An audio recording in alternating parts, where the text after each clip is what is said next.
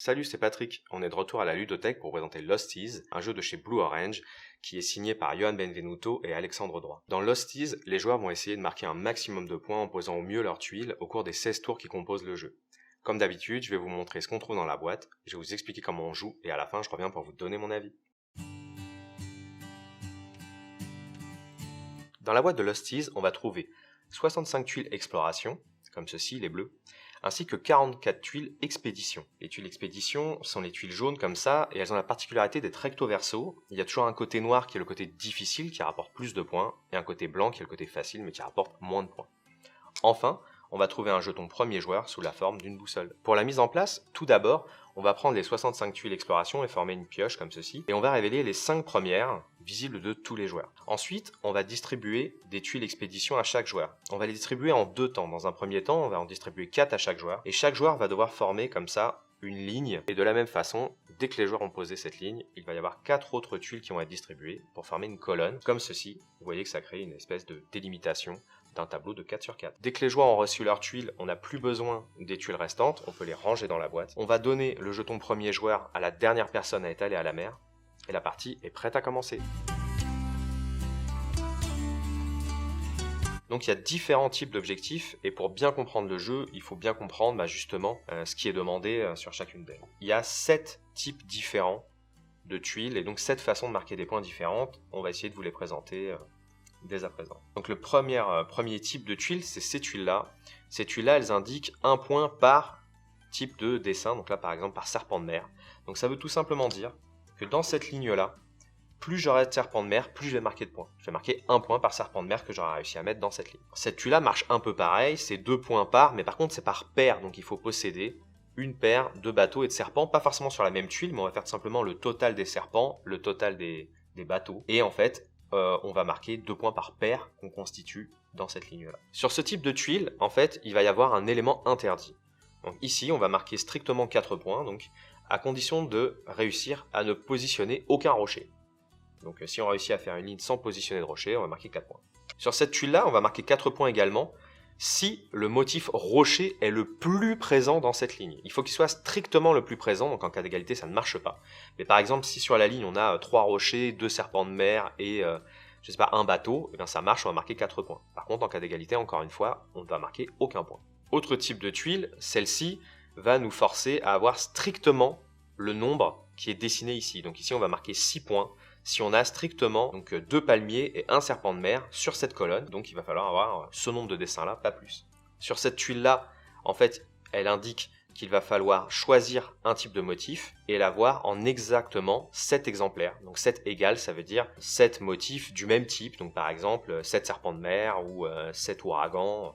Voilà, donc il va falloir choisir un motif et l'avoir en exactement 7 exemplaires. Celui-ci qui peut ressembler en fait, n'indique pas égal, et en fait il veut dire qu'il faut avoir 8 motifs quels qu'ils soient. Donc c'est-à-dire qu'il faut avoir 8 dessins dans sa colonne au total, mais ça peut être panaché de n'importe quelle façon du moment qu'il y en a 8 exactement au total. Celui-ci en vérité est l'équivalent de celui qui est égal, sauf qu'il indique le type de motif qui est nécessaire. Donc là par exemple il faut avoir strictement 5 poulpes pour pouvoir marquer les points. Donc en fait il revient au même que l'autre, mais le dessin est différent puisqu'il précise quel est le motif nécessaire. Maintenant que vous savez comment on va marquer des points dans le jeu, je vais vous expliquer comment on joue. Donc en commençant par le premier joueur, chaque joueur va choisir une tuile.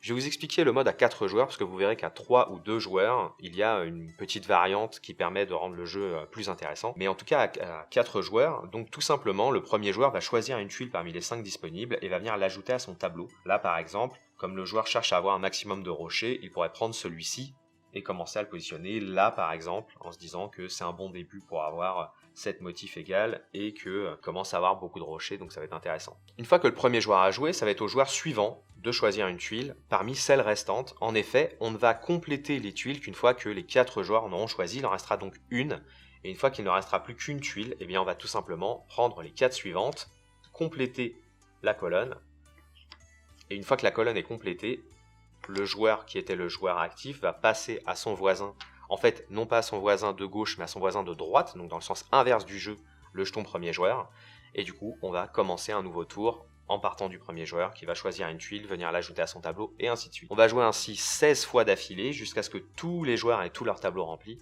puis on va procéder au décompte des points en suivant les formules qu'on vous a expliquées, sachant que le but, bien évidemment, est d'être celui qui marque un maximum de points.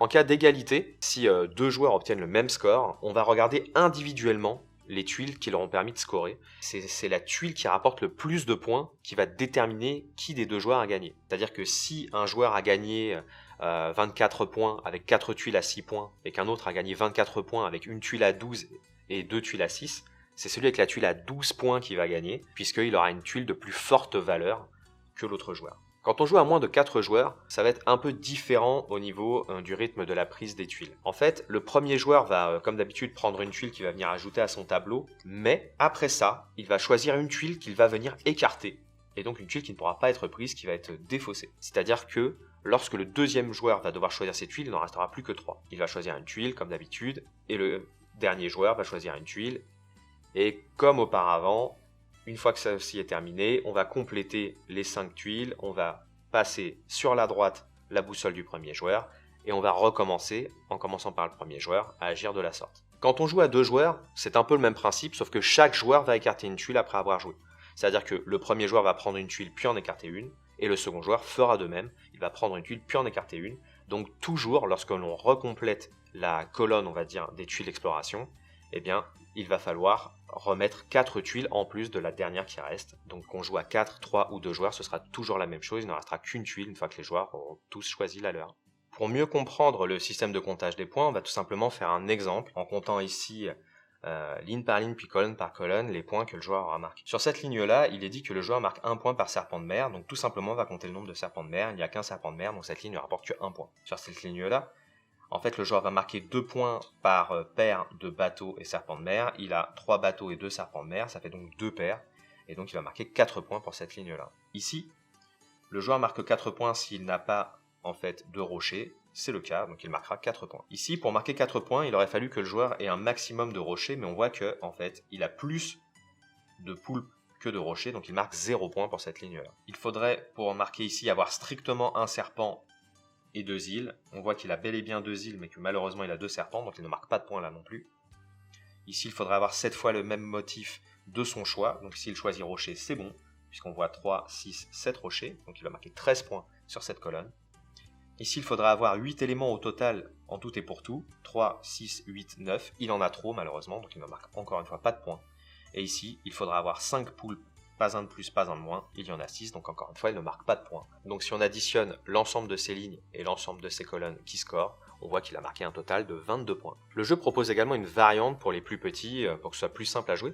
Une variante qui n'utilise pas en fait les tuiles expédition. Donc en fait, au lieu de ça, il va y avoir un système beaucoup plus simple. À chaque fois, il va y avoir 3 tuiles disponibles pour chaque joueur, c'est-à-dire que on va révéler 3 tuiles, les joueurs vont en choisir une qui vont venir ajouter à leur tableau jusqu'à faire un tableau de 4 sur 4 comme d'habitude. La différence, c'est que tout de suite après avoir choisi une tuile, la tuile va être remplacée, donc tous les joueurs ont toujours 3 tuiles à disposition. Du coup, on n'a pas besoin non plus du jeton premier joueur, puisque peu importe l'ordre du tour, puisqu'il y aura toujours le même nombre de tuiles à disposition. Pour compter les points, puisqu'il n'y a pas d'objectif, on va tout simplement compter le motif le plus présent dans chaque ligne et dans chaque colonne. Là, par exemple, dans cette ligne-là, on voit que le motif qu'il y a le plus, c'est les rochers. Donc cette ligne-là vaudrait 5 points, puisqu'il y a 5 rochers. Cette ligne-là vaudrait 3 points, puisqu'il y a le même nombre de bateaux que de poulpes. Donc peu importe ce qu'on choisit comme motif, ça vaudrait 3 points. Et ainsi de suite, on fait ça pour toutes les lignes et pour toutes les colonnes. On obtient un total de score, et on voit qui a gagné. Donc le jeu se joue globalement de la même manière, mais grandement simplifié par le fait qu'il n'y a pas des objectifs à remplir. Il suffit tout simplement de prendre un maximum de symboles identiques dans chaque ligne et dans chaque colonne. Ce qu'on a trouvé sympa dans Lost Seas, c'est que c'est un jeu qui va venir s'inscrire, on va dire, un peu dans la lignée des King Domino et compagnie. C'est-à-dire que c'est un jeu de tuiles qui va être très rapide à jouer, qui a un matériel qui est vraiment efficace, et surtout qui va permettre en fait d'avoir un début de stratégie sans être dans un jeu long ou compliqué à comprendre. Donc il y a une mécanique qui est très simple, on choisit une tuile, on la pose et à la fin on voit combien de points on a gagné. Et on trouve ça plutôt malin, plutôt bien fait et vraiment cool à jouer. En plus c'est un jeu qui va être jouable par un public assez large puisque finalement il est assez accessible. À partir de 8 ans sans aucun problème on va pouvoir y jouer à la version complète et en plus le jeu offre une variante pour même des plus petits.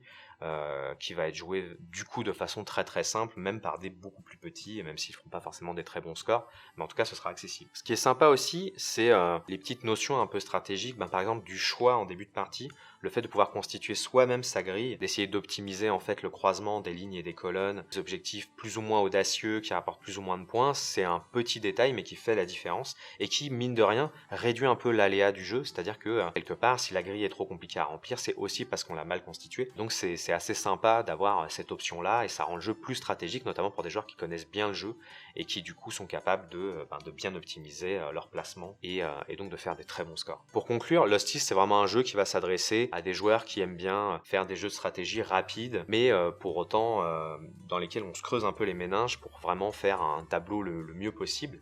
Donc c'est vraiment un jeu, encore une fois, pour des joueurs de King Domino ou ce genre de jeu. Donc c'est un jeu qui offre une chouette alternative dans une catégorie où finalement il n'y a pas tellement de jeux, parce que la plupart des jeux du genre sont un peu plus longs. Donc c'est pour ça qu'on voulait vous le présenter aujourd'hui et on espère qu'on vous a donné envie d'y jouer.